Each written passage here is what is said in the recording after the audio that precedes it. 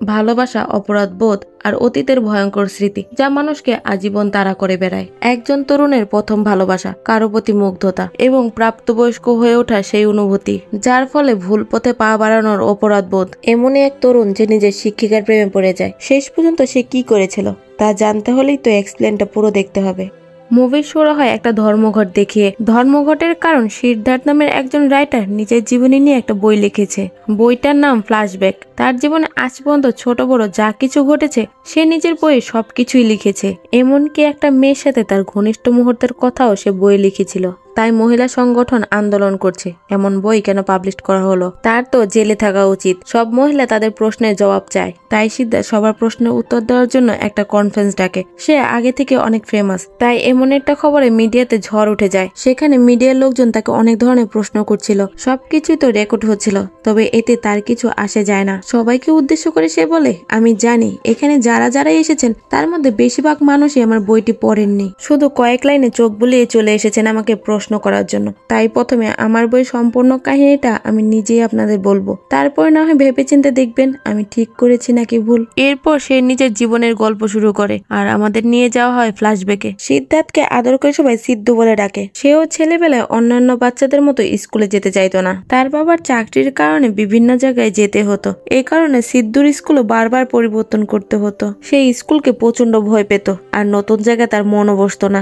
তেমনি আজও তার নতুন জায়গায় প্রথম স্কুল। তার বাবা মা তাকে এক প্রকার জোর করে স্কুলে নিয়ে আসে। সিদ্ধু ক্লাসে বসে আছে, কোনো টিচার আসেনি। এরপরে একটা মেয়েকে দেখা যায়, সে সাইকেলে করে স্কুলে আসছে। তার নাম এঞ্জেল, সে একজন টিচার। কিশোর নামে একটা ছেলেকে দেখা যায়, সে দূরে দাঁড়িয়ে আছে। সে এঞ্জেলের অপেক্ষা করছিল। কিশোর এঞ্জেলকে অনেক পছন্দ করত, যদিও সে এঞ্জেলের থেকে অনেকটাই ছোট। তারপরও সে এঞ্জেলের কাছে আসার চেষ্টা করে। এঞ্জেল আসার পর সে দূর থেকে তাকিয়ে দেখতে থাকে আর তার দিকে কিশোর যেন কেমন একটা অন্যরকম ভাবে তাকিয়ে থাকে। এরপর এঞ্জেল নিজের সাইকেল রেখে স্কুলের ভেতরে চলে যায়। তখন সে এঞ্জেলের সাইকেলে টাচ করে তাকে ফিল করার চেষ্টা করে, অনেকটা সাইকোর মতো আচরণ করে। এরপর এঞ্জেল ক্লাসে যায় আর বাচ্চাদেরকে পড়ানো শুরু করে। সিদ্ধুও সেই ক্লাসে আছে, তবে সে অনেক বেশি ভয় পাচ্ছে। সেভাবে টিচাররা অনেক ভয়ঙ্কর হয়, ছোট ছোট কারণে বাচ্চাদেরকে পিটাতে শুরু করে। সে এতই ভয় পাচ্ছিল যে পেন্টের মধ্যে হিসু করে দেয়। এটা দেখে ক্লাসের সবাই তাকে নিয়ে মজা করতে থাকে, তবে এঞ্জেল সবাইকে থামিয়ে দেয়। সে সিদ্ধুর কাছে গিয়ে খুবই আদর করে বলে, বাবু তোমার টয়লেটে যাওয়ার দরকার হলে তুমি আমাকে বলতে, আমি তোমাকে নিয়ে যেতাম। সিদ্ধু এখন আরো ভয় পায়। সে টিচারকে বলে, আমার ভুল হয়ে গেছে, আমার ভুলের জন্য আপনি আমাকে মারবেন না তো। এঞ্জেল তাকে খুবই আদর করে বুঝিয়ে বলে, আমি তোমাকে মারবো কেন, তুমি তো অনেক কিউট ছেলে। এরপরে তার ভয় কিছুটা কমে যায়। তার মনে হচ্ছিল সে এমন কাউকে পেয়ে গেছে যে তাকে ভালোবাসে। এত ভালো টিচার পেয়ে সিদ্ধু অনেক খুশি হয়। এরপর থেকে সে নিয়মিত স্কুলে যেতে শুরু করে। এমনকি সে স্কুলে যাওয়ার জন্যই অস্থির থাকতো, যেন সে সারাদিন এঞ্জেল টিচারের সাথে থাকতে পারে। এসব দিকে তার বাবা মা অনেক খুশি হয়ে যায়। এখন তাদের ছেলে খুশি মনে স্কুলে যায়। পরদিন সকালে আবারও দেখা যায় এঞ্জেল সাইকেল নিয়ে স্কুলে গেছে। কিশোর দূরে দাঁড়িয়ে তাকে দেখছে।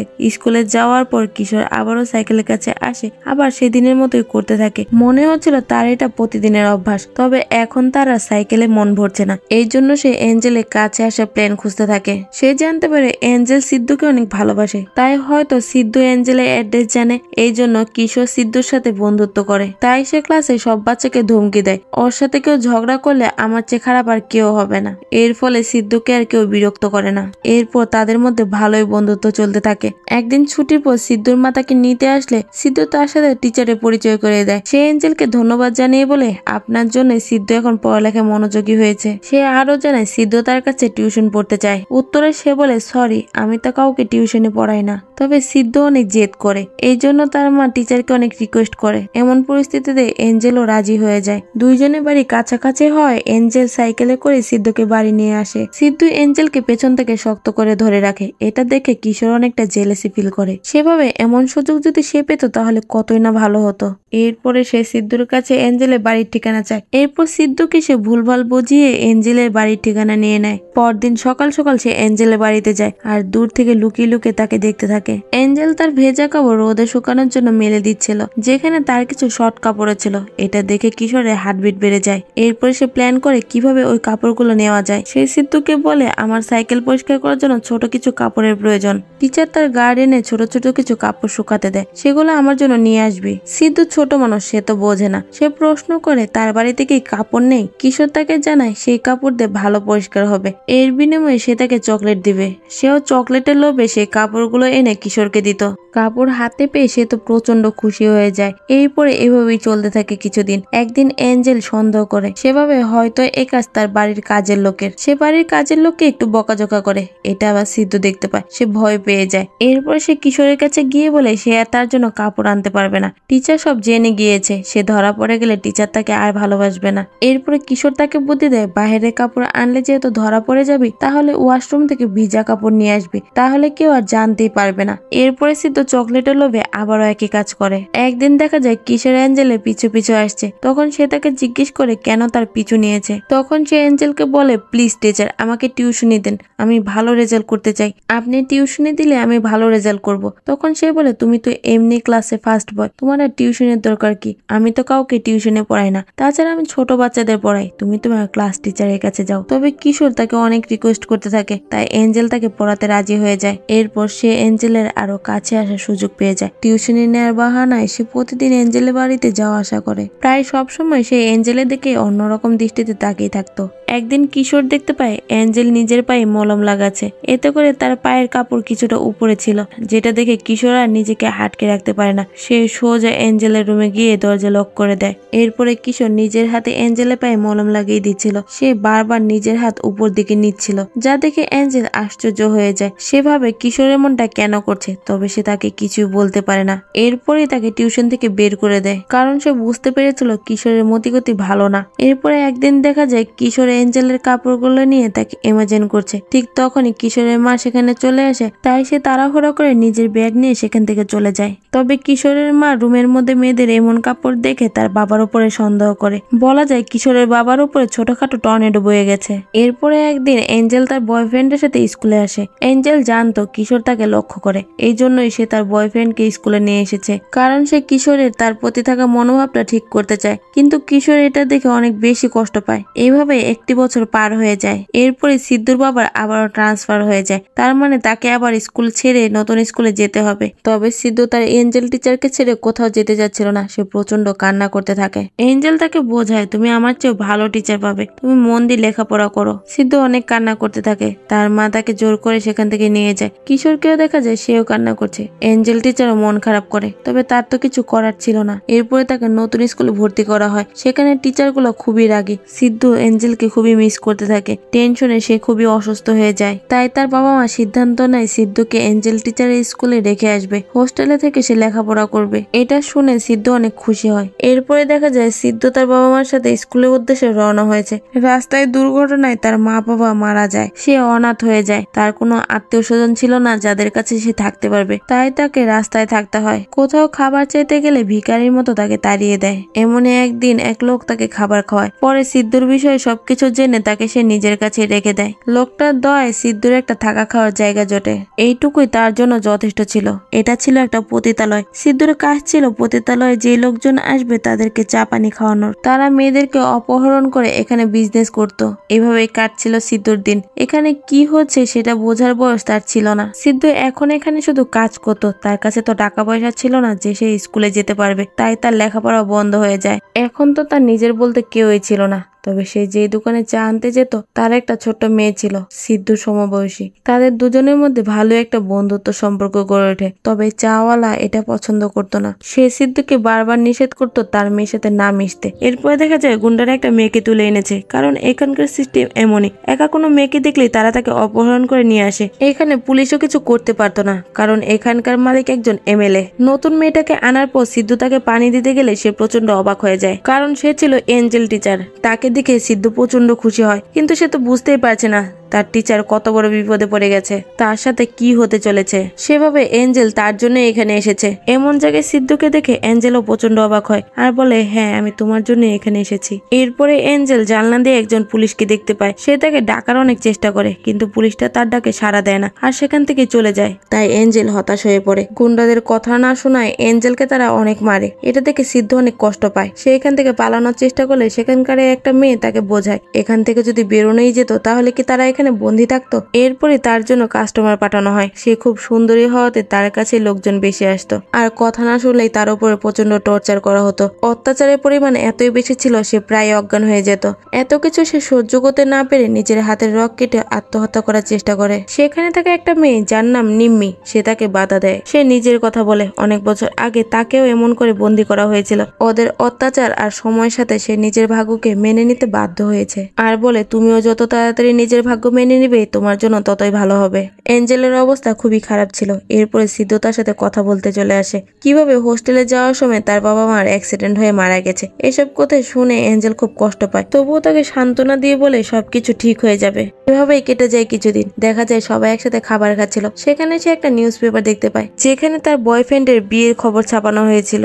এরপরে আমরা দেখতে পাই এঞ্জেল আর তার বয়ফ্রেন্ড বাড়ি থেকে পালিয়ে বিয়ে করতে চেয়েছিল। এঞ্জেলের বয়ফ্রেন্ড অনেক বড় লোক ঘরের ছেলে, তাই তার পরিবার তাদেরকে মেনে নেয়নি। এরপরে তারা প্ল্যান করে তারা পালিয়ে বিয়ে করবে। ছেলের বাড়ির লোকজন তাদের পিছনে গুন্ডা লাগিয়ে দেয়। ছেলেটি তাকে রাস্তায় রেখেই পালিয়ে যায় আর ভালোবাসার প্রতিদান স্বরূপ গুন্ডারা তাকে ধরে নরকে এনে ফেলে। এমন পরিস্থিতিতে তার বয়ফ্রেন্ডের বিয়ের খবরে সে প্রচন্ড ভেঙে পড়ে। সে এমন একটা মানুষকে বিশ্বাস করেছিল যে তার বিশ্বাসের মর্যাদা রাখেনি। এরপরে দেখা যায় মেয়েদেরকে প্রতি মাসে একটা মার্কেটে নিয়ে যাওয়া হয়। এটা ছিল এমএল এর মার্কেট। তাদের প্রয়োজনীয় সবকিছু তারা এখান থেকে নিত, তবে গুন্ডারা তাদের উপর কড়া নজর রাখতো যেন তারা কোনোভাবেই পালাতে না পারে। এঞ্জেল সুযোগ খুঁজতে থাকে সেখান থেকে পালানোর, কিন্তু সে পালানোর আগে অন্য একটা মেয়ে সেখান থেকে পালানোর চেষ্টা করে। তখন গুন্ডারা তাকে ধরে ফেলে। এরপর তাকে প্রচন্ড মারধর করে আর সবাইকে ওয়ার্নিং দিয়ে বলে এরপরে কেউ এমন কিছু করার চেষ্টা করলে তাকে একদম জানে মেরে ফেলবে। এরপরে এঞ্জেল বুঝতে পারে এখানে থাকা কোনো মেয়ে নিজের ইচ্ছে আসেনি, তারাও এখান থেকে বেরোনোর চেষ্টা করে। তাই সে সিদ্ধান্ত নেয় এখন সে আর একা এখান থেকে যাবে না, নিজের সাথে সাথে সবাইকে সে মুক্ত করবে। এই জন্য সে সুযোগ খুঁজতে থাকে। এরপরে দেখা যায় এমএলএ নিজেই এঞ্জেলের কাছে এসেছে। এরপরে এমএলএ সিদ্ধুকে টাকা দিয়ে মেডিকেল থেকে বেলুন নিয়ে আসতে বলে। সে তাড়াহুড়ো করে মেডিকেলে যাচ্ছিল, তখন তার বন্ধুর সাথে দেখা হয়। সে জানতে চায় সিদ্ধু কোথায় যাচ্ছে। সে বলে মেডিকেল শপে বেলুন আনতে যাচ্ছে। এটা শুনে বাচ্চা মেয়েটি হেসে দেয়। সে বলে তুমি কি বোকা, মেডিকেল শপে কি বেলুন পাওয়া যায়? বেলুন তো গিফট শপে পাওয়া যায়। সে কিছুটা কনফিউজড হয়। তারপরও সে গিফট শপ থেকে বেলুন এনে এমএলএ কে দেয়। সে খুশি হয়ে বলে আপনি যে রঙের ইচ্ছে নিতে পারেন। এটা দেখে সে তো প্রচন্ড রেগে যায়। তাকে গাধার বাচ্চা বলে বকাবকি করে আবারও আনতে পাঠায়। এবার সে পিচ্চি মেয়েটার উপরে রেগে যায়। তার জন্যই তাকে বকা খেতে হয়েছে। তারা দুজনেই বুঝতে পারে না কেন তাদেরকে বকা হলো। মেয়েটা মন খারাপ করেছে দেখে সিদ্ধু তাকে কিছু বেলুন দেয় আর তা ফুলিয়ে তারা দুজনেই খেলতে থাকে। এসব কিছু জানালা দিয়ে এঞ্জেল দেখতে পায়। বাচ্চাদের এমন সরলতা দেখে সে হাসতে থাকে। এরপরে দেখা যায় সিদ্ধু এঞ্জেলের সাথে গল্প করছিল। সে একটা মুভি দেখেছে যেখানে নায়ক গুন্ডাদেরকে মেরে সবাইকে বাঁচিয়ে নেয়। তাই সে এঞ্জেলকে বলে আমিও একদিন বড় হয়ে সব গুন্ডাদের মেরে তোমাকে এখান থেকে বাঁচিয়ে নেব। এঞ্জেল একটু হেসে বলে হ্যাঁ অবশ্যই, তুমি এটা করতে পারবে। তোমার উপর আমার পুরা ভরসা আছে। তুমি তো আমার সুপার হিরো। এটা শুনে সিদ্ধু অনেক খুশি হয়। এরপরে আস্তে আস্তে মাস পেরিয়ে বছর চলে যায়। এরই সাথে সাথে সিদ্ধু অনেকটা বড় হয়ে গেছে। সে এখন বুঝতে পারে এখানে কি হচ্ছে, তবুও সে সবাইকে ভরসা দেয় একদিন সে সবাইকে এখান থেকে মুক্ত করবে। সিদ্ধু টিচারের কাছে লেখাপড়া শিখতো। সে শখ করে গল্প লিখতো। এঞ্জেল তাকে শেখায় কিভাবে লিখলে গল্পগুলো জীবন্ত হয়ে উঠবে আর কিভাবে গল্পের মধ্যে ফিলিংস অ্যাড করবে। এরপরে দেখা যায় মেয়েদেরকে আবারও মার্কেটে নিয়ে যাওয়া হয়েছে। সিদ্ধু সবার থেকে লুকিয়ে এঞ্জেলের জন্য একটা আইসক্রিম নিয়ে আসে। এখানে থাকা মেয়েদের ঠান্ডা লাগার অনুমতি নেই। এটা দেখে টিচার অনেক খুশি হয়। সিদ্ধু প্রায় সবাইকে লুকিয়ে তাকে আইসক্রিম খাওয়াতো। এরপরে সিদ্ধু আরেকটা আইসক্রিম নিতে যেতে চাইলে তখন এঞ্জেল তাকে বারণ করে, তবে সে তা শুনে না। রাস্তা পার হওয়ার সময় সিদ্ধুর সামনে একটা গাড়ি চলে আসে। তাকে বাঁচাতে গিয়ে এঞ্জেলের অ্যাক্সিডেন্ট হয়ে যায়। হসপিটালে নিলে ডাক্তার সবাইকে জানায় তার মাথায় আঘাত লেগেছে, দ্রুত অপারেশন করতে হবে, নইলে সে অন্ধ হয়ে যাবে আর অপারেশন করতে 3 লক্ষ টাকা লাগবে। এরপরে বিষয়টা এমএলএ কে জানানো হয়। সে বলে চোখ যাই যাক, এঞ্জেল ঠিক থাকলে হবে। চোখ না থাকলেও তাদের বিজনেসের কোনো প্রভাব পড়বে না। তাই এঞ্জেল একটু সুস্থ হলে তাকে আবার নিয়ে আসা হয়। তবে ডাক্তার বলেছে ভাগ্য ভালো থাকলে ভবিষ্যতে আবার তার চোখের আলো ফিরে আসতে পারে, তবে এর কোনো নিশ্চয়তা নেই। এদিকে দেখা যায় সিদ্ধু অনেক কান্নাকাটি করছে। নিম্মিও তাকে অনেক বকতে থাকে। এরপরে এঞ্জেল তাকে নিজের কাছে রাখে। সিদ্ধু তখনও কান্না করছে। সে বলে আমার জন্য এমনটা হলো। তবে এঞ্জেল তাকে আশ্বস্ত করে বলে তোমার কোনো দোষ নেই, বরঞ্চ আরো ভালোই হয়েছে। এখন আর কারো চেহারা দেখতে হবে না, তাই তুমি চিন্তা করো না। তুমি তো আমার সুপার হিরো, আর এখান থেকে সবাইকে একদিন তুমি মুক্ত করবে, এটা আমি জানি। এরপরে সিন আবার বর্তমানে ফিরে আসে। সিদ্ধু সবাইকে নিজের গল্প বলছিল, সবাই তখন ইমোশনাল হয়ে যায়। এরপরে সিদ্ধু আবারও গল্পে ফিরে। দেখা যায় সিদ্ধু রুম পরিষ্কার করছিল। টেবিলে থাকা একটা ম্যাগাজিনে তার চোখ পড়ে, যেখানে ছোট ছোট কাপড় পরা কিছু মেয়েকে দেখা যায়। এরপরে সেও বুঝতে পারে কিশোর ছোটবেলায় কেন তাকে দিয়ে এঞ্জেলের কাপড় আনাতো। ওই রুমের মেয়েটি গোসল করে বাইরে আসতে লাগলে সিদ্ধু ভয় পেয়ে খাটের নিচে লুকিয়ে যায়।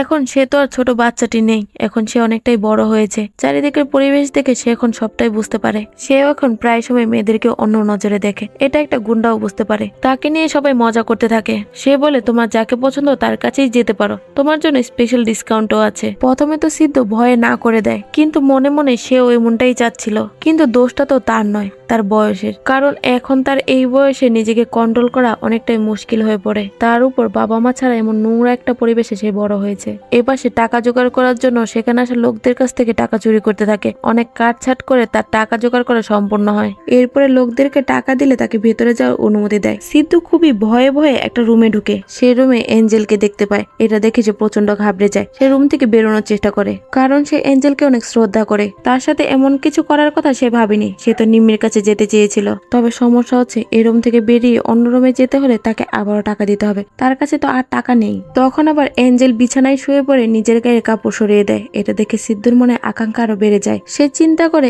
এঞ্জেল তো দেখতে পায় না, তাই সে হয়তো বুঝতে পারবে না। এরপর সে অনেকটা সাহস করে এঞ্জেলের সাথে ঘনিষ্ঠ হয়। তবে দেখা যায় এঞ্জেলের চোখ দিয়ে পানি গড়িয়ে পড়ছে। এই সিনটা ছিল খুবই ইমোশনাল। এরপরে সিদ্ধু তাড়াহুড়া করে বাইরে বেরোতে লাগলে টেবিলের সাথে ধাক্কা লাগে। ওই শব্দ শুনে এঞ্জেল বলে ওঠে, সাবধানে সিদ্ধু, ব্যথা পেও না। এইটা শোনা মাত্রই সিদ্ধু তো হতবাক হয়ে যায়, কারণ টিচার তাকে চিনে ফেলেছে। এই কারণে এঞ্জেল তখন কান্না করছিল। সে তো ভেবেছিল সিদ্ধু তাকে এখান থেকে বাঁচাবে, কিন্তু সেও কিনা বাকিদের মতোই তাকে ইউজ করছে।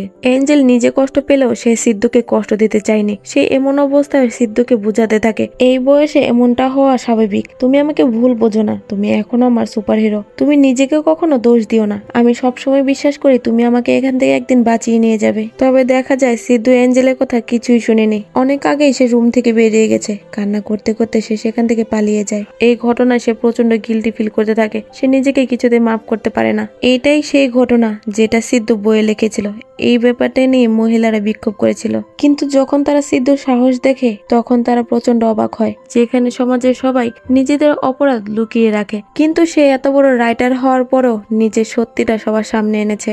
এত বছরেও সে নিজেকে মাফ করতে পারেনি। সবার সামনে সে নিজের অপরাধ স্বীকার করে। এতে করে তার অস্থির মনটা কিছুটা শান্ত হয়। সেখানে থাকা সবাই তার সাহসিকতা প্রশংসা করে। এরপর কনফারেন্স শেষ করে সে বাইরে বেরোলে তার সেক্রেটারি জিজ্ঞেস করে কেন সে নিজের ইমেজ নষ্ট করে নিজের সব সত্য বলে দিয়েছে।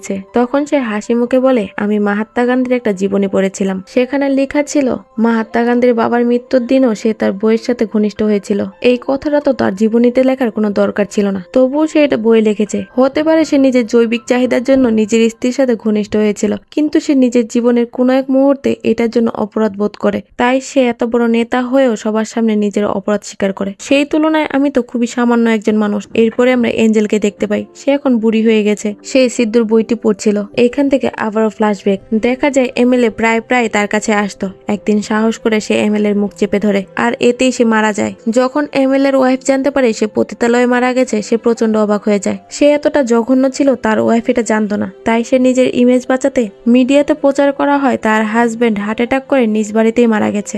এর কিছুদিন পরে এঞ্জেল থানায় গিয়ে নিজের অপরাধ স্বীকার করে, আর সে এমএলএ এর ওয়াইফের সাথে কথা বলতে চায়। এমএলএ এর ওয়াইফ খুবই ভালো মানুষ ছিল, তাই সে তাকে কোনো শাস্তি দেয় না। এঞ্জেল নিজেদের জীবনের ক্ষতিপূরণ হিসাবে অনেক টাকা চায়, যাতে করে সেখানে থাকা মেয়েদের বাকি জীবনটা ভালোভাবে কাটে, আর সেও এতে রাজি হয়ে যায়।